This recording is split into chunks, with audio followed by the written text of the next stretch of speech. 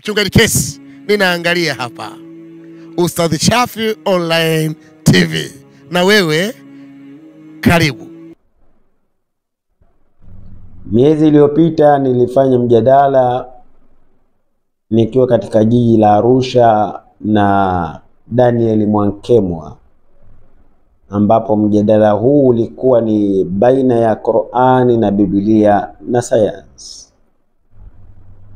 Na alhamdulillah kwa wale walioshuhudia mjadala ule kwa kiwango kikubwa, ingawa kuna mahala ulikosa quality kutokana na sauti, lakini ulikuwa ni mjadala ambao ni fantastic, na Allah akijalia tutaandaa mjadala mingi zaidi mizuri, na tutajitahidi katika pale tulipokwama kupiga hatua zaidi kwenda mbele.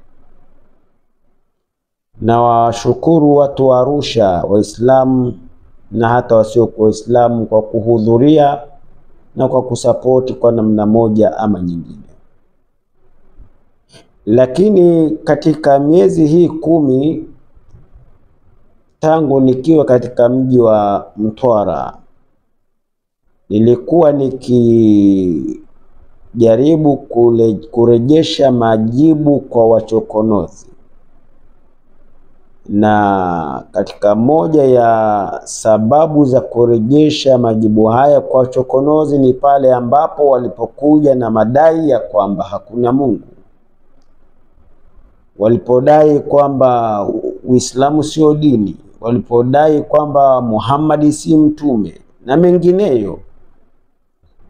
Niliona kulikuwa kuna ulazima mimi kama Muislamu kurejea hatua kwa hatua ya maelezo yao, kisha baada ya hapo kuyatolea majibu. Na Mwenyezi Mungu ametuwafikisha ndugu zangu Waislamu katika moja ya mafanikio makubwa ya kujibu hoja za wachokonozi kwa hatua, bila kuleta kashfa wala kejeli, na kwa kuangalia vipengele dhaifu na kuvijibu. Ningelipenda niseme wazi kuwa majibu yetu ya kujibu hoja za wachokonozi yalikuwa tofauti na mjenga hoja. Mjenga hoja Joseph Mrindoko na mwenzake, wao walikuwa wamejizatiti sana kwenye kushambulia watu na si hoja. Yani waliwashambulia wabeba hoja kuliko hoja yenyewe, kitu ambacho mimi binafsi nilikiona kama ni ukatili wa kifikra, au tunasema ni kuua mawazo, kwa sababu ili kusudi uonekane una hoja ya msingi, basi epusha matusi pembeni, weka maneno ya kejeli pembeni, kisha weka hoja, aidha kwa kuhoji au kwa kujibu.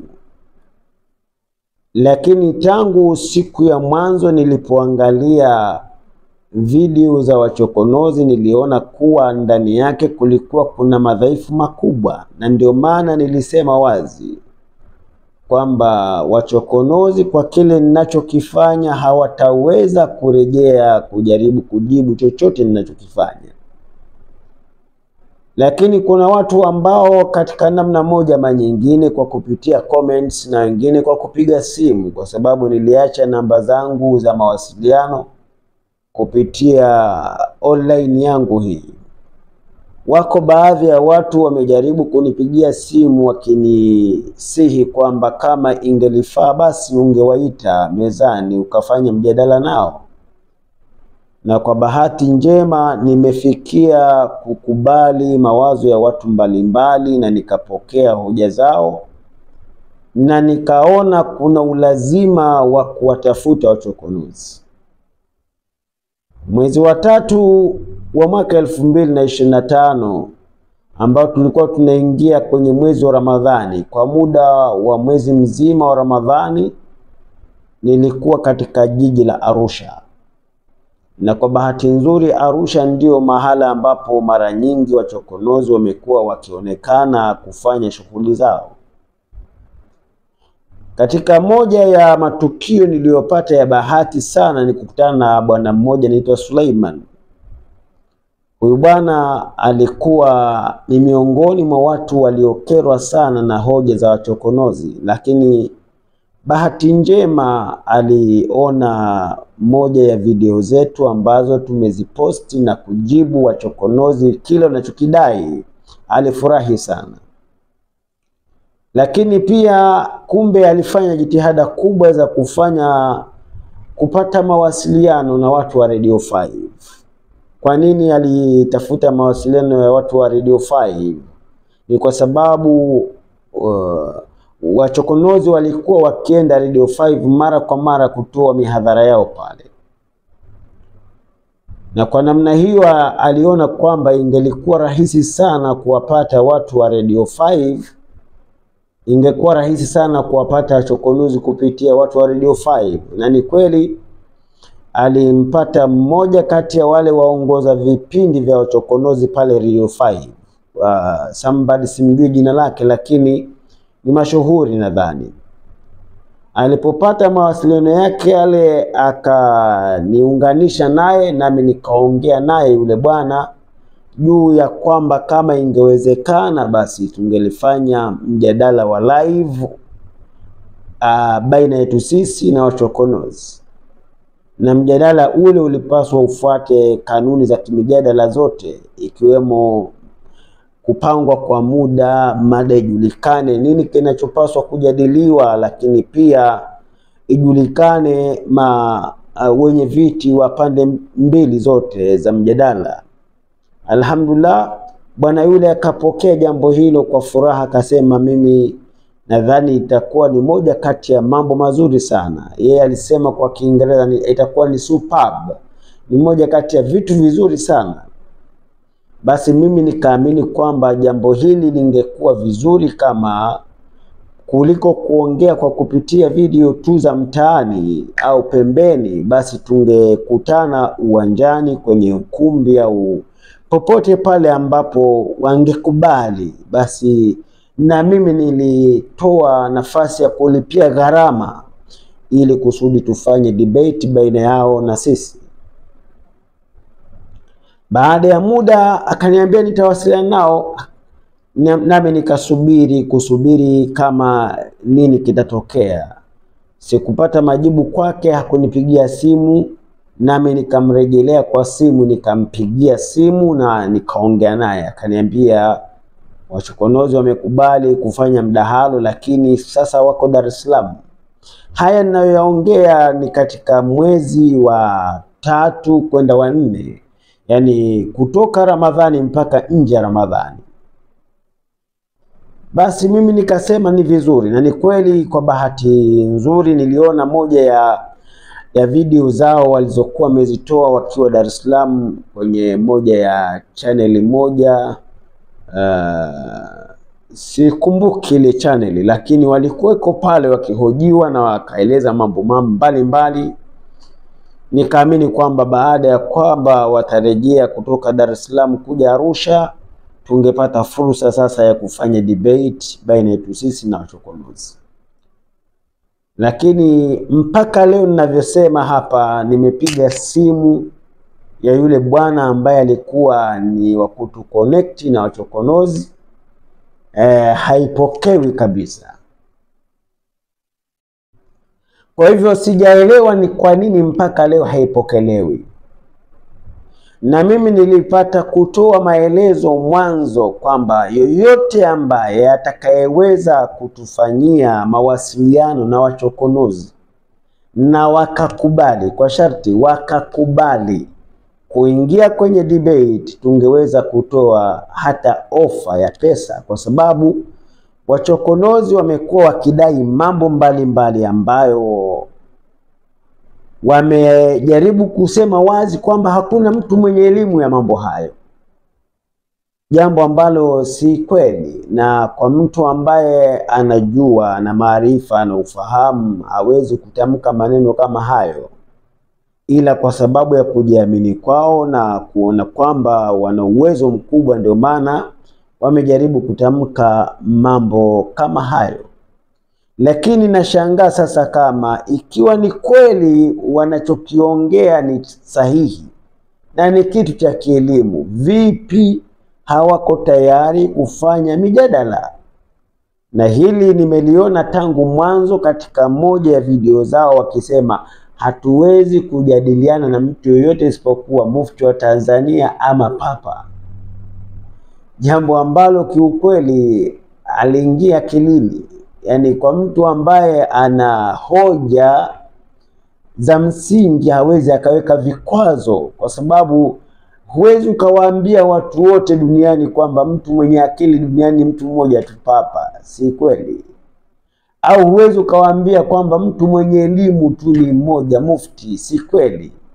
Mufti tuelewa ni msomi mkubwa katika nchi yetu, ni msomi mkubwa, lakini huwezi ukazuia mijadala kwa madai kwamba unamtaka mufti. Hapo maana yake ni kwamba kuwataka watu ambao huwezi kulingana nao kwa daraja ya majadiliano au huwezi kuwapata kiurahisi, ni kinga ya kujificha. Usikubali mijadala kwa sababu unajua kwamba unachokiongea si kweli, na huo ndio ukweli, na wala hakuna njia nyingine ya kuweza kufanua jambo hilo zaidi ya hivyo. Kwa hivyo tungependa kurejesha majibu kwa wale wasikilizaji wetu, waelewe kwamba wachokonozi tumewatafuta kwa njia mbalimbali, ili kusudi waje wakae mezani baina yao na sisi, tujadiliane, tuone ukweli uko wapi. Kama wao wanasema Mungu hakuna, tuone ni kweli hayupo. Lakini ni kuambieni kitu kimoja, wasikilizaji wetu na wale Waislamu na hata wasio kwa Waislamu kadhalika, ila kwa ujumla watu wenye kuamini uwepo wa Mungu, hakuna mtu mwenye uwezo wa kufifisha ukweli huu wa uwepo wa Mwenyezi Mungu. Hakuna. Nimejaribu kueleza kwa muda mrefu kuwa yamejaribiwa mambo kama haya Ulaya na Marekani. Watu wamejaribu kuibua hoja kwamba hakuna Mungu, na wakaibua nadharia mbalimbali za kuthibitisha kwamba ulimwengu unaweza kujiendesha pasi na kuwepo na muumbaji au mwenye kucontrol. Miongoni mwa watu waliojaribu kufanya hayo ni akina Darwin katika nadharia evolution, akina Lamarck, akina Karl Marx katika dhana zao mbalimbali, na wengineo wengi, akina Friedrich Nietzsche, wamejaribu kueleza kuhusu Mungu na kutokuwepo kwa Mungu na jinsi ulimwengu unaweza kujiendesha pasi na Mungu. Bali kadhalika hata wanafalsafa wa kale, ancient philosophers, wanaotoka Ugiriki, wanaotoka kila kona katika hii dunia, wamejaribu kuleta mawazo mfano wa hayo, kusema kwamba hakuna Mungu. Lakini bado jambo limebaki pale pale, kuwa hawakupata uthibitisho wa kuthibitisha kwamba hakuna Mungu. Kwa sababu hii wao wanachokisimamia katika hoja zao za msingi ni kwamba kama Mungu yupo, mbona haonekani? Lakini swala linalokuja ni je, kama kitu hakionekani ni kwamba hakipo? Na kama kitu kutokuonekana ni kwamba hakipo, vipi juu ya gunduzi mbalimbali zinazofanywa leo hii? Tunaviona vitu ambavyo havikuonekana zamani, na bila shaka zamani watu walipinga uwepo wa vitu hivyo. Vipi leo hii tunaviona vitu hivi kwa msaada wa vyombo vya kitaalamu? Na je, katika ugunduzi tulifika mwisho au bado tuko katika nafasi ya mwanzo kabisa, hatua za mwanzo za ugunduzi? Hii ni ishara ya kwamba si kweli kwamba kisichoonekana hakipo, si kweli kwamba ambacho hatujakiona hakipo. Ukweli ni kwamba kuna kauli sema absence of the proof is not proof of absence. Kukosekana kwa uthibitisho sio uthibitisho wa kutokuwepo. Yani kutokuwepo kwa uthibitisho hauwezi kuwa ni uthibitisho wa kutokuwepo. Kwa hivyo huwezi ukasema hakuna Mungu, hakuna malaika, hakuna pepo, hakuna moto, wala hakuna ulimwengu wa ghaib, ati kwa kusema kwamba kwa vile ulimwengu huo hatuwezi kuona. Lakini jambo lingine ambalo lingelikuwa ni challenge kwa wachokonozi ambao wao wameleta madai mbalimbali juu ya kwamba Mungu hakuna, juu ya kwamba dini ni utapeli, juu ya kwamba vitabu vimetungwa na watu tu, si maneno yaliyotokana na revelation kutoka kwa Mungu, na juu ya kwamba manabii walikuwa ni waongo. Swali la kujiuliza, wao wanafundisha kuhusu connectivity baina ya ulimwengu wenye kuonekana, ulimwengu usioonekana, yani visible and invisible connectivity theory. Yani baina ya kuunganisha ulimwengu wenye kuonekana, ulimwengu usioonekana. Theory yao hiyo wanayo, wanaileta katika macho ya watu au masikio ya watu. Swali la kujiuliza, unaposema kuna ulimwengu usioonekana, unawezaje kututhibitishia wakati hauonekani? Na kama sisi twaweza kuamini bila kuona, vipi wewe unakataa kuwapo kwa ulimwengu wa malaika wasioonekana, ulimwengu wa pepo usioonekana, ulimwengu wa moto usioonekana? Vipi unakataa swala hili? Na vipi unakataa juu ya muasisi wa hivyo vyote na kwamba haonekani? Yani hii ni sawa sana kusema wachokonozi wako tayari kuambia watu tunaweza kufanya connectivity kwa kupitia sacrifice za damu, kuchinja mnyama, kufanya hivi. Unaweza kuongea na mtu usiku, wakatupa minzi ambazo ni unexplainable things, yani kama vitu havielezeki kabisa. Nasi tunakubali kwamba, au wasikilizaji wanakubali kwamba kweli inawezekana jambo hilo, na ukawakuta watu wakashabikia kabisa kwamba jambo hilo kweli lipo. Lakini unapowaleta kwenye hoja kwamba yupo aliyeumba huu ulimwengu, wanasema la, hayupo. Ndugu zangu Waislamu na sio kwa Waislamu, tuendelea kusisitiza kwamba tutaendelea kufundisha kuhusu uwepo wa Mwenyezi Mungu. Tutaendelea kufundisha kuhusu hakika ya uwepo wa malaika. Tutaendelea kuthibitisha kwamba mitume wametumwa kweli na Mungu. Tutaendelea kufundisha kwamba iko pepo na uko moto. Tutaendelea kujenga mapenzi ya watu wetu kuhusu manabii, mitume waliotumwa kabla ya Mtume Muhammad, akiwemo Nabii Isa na Yesu Kristo. Upendo juu ya watu kama hao, upendo juu ya Nabii Allah Ibrahim, upendo juu ya Musa, upendo juu ya Nuhu, upendo juu ya watu mbalimbali waliokuwa wema, watu wa karibu na Mungu. Tutaendelea kufundisha hayo maadamu tuna uthibitisho kutoka kwenye Qur'an na vitabu mbalimbali vya kidini vinathibitisha hivyo. Na tutaendelea kuchambua chochote cha uongo kitakacholetwa, na tuna uhakika kwamba hakuna jambo geni jipya litakaloletwa isipokuwa ukweli uko ndani ya Uislamu, uko ndani ya Qur'ani na ufafanuzi kamili Mungu kauweka. Kwa machache haya ningependa kuambia tuendelee kusubscribe channel yetu na kufuatilia vizuri.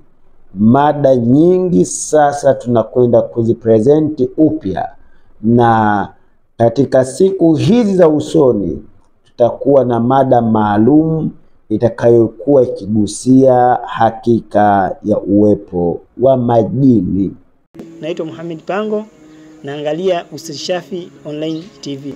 Kwa majina naitwa Abdulsalam Ahmad Suleiman, naangalia Ustadh Shafi Online TV, ni nyumba ya elimu.